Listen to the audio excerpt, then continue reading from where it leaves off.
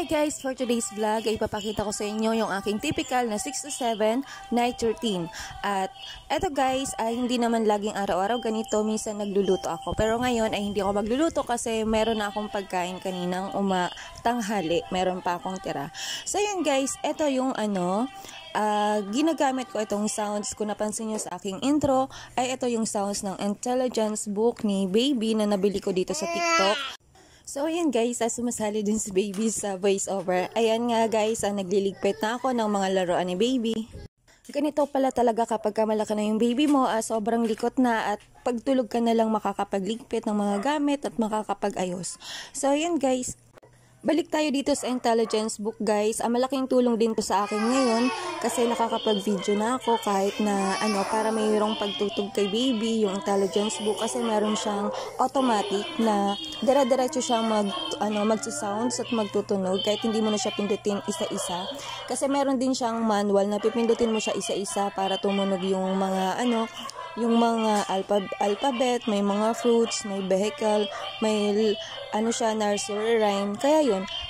So, ayun nga guys, nagising na si Baby at ganyan siya, umiiyak siya kapag gusto niya pang matulog. Pero kapag nagising siya na medyo maganda yung aura niya, nakatawa siya, ay hindi na siya matutulog, maglalaro na yun. Pero ngayon, ayan, nakatulog siya ulit. At yung narinig nyo guys, yung nursery rhyme, ay dito yun sa intelligence book ni Baby.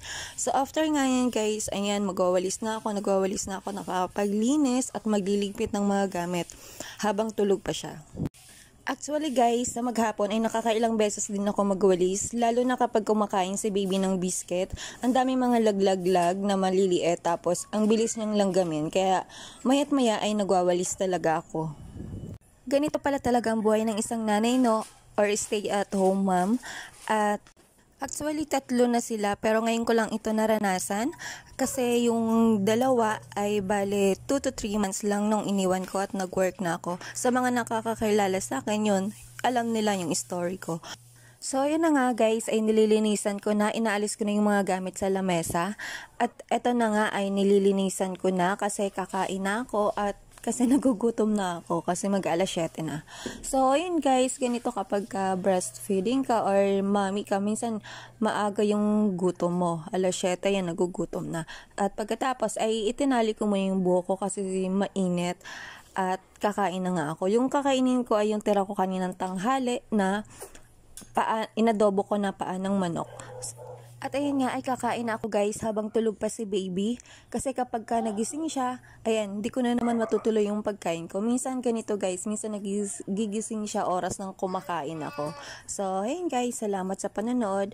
So, see you in my next video. Bye!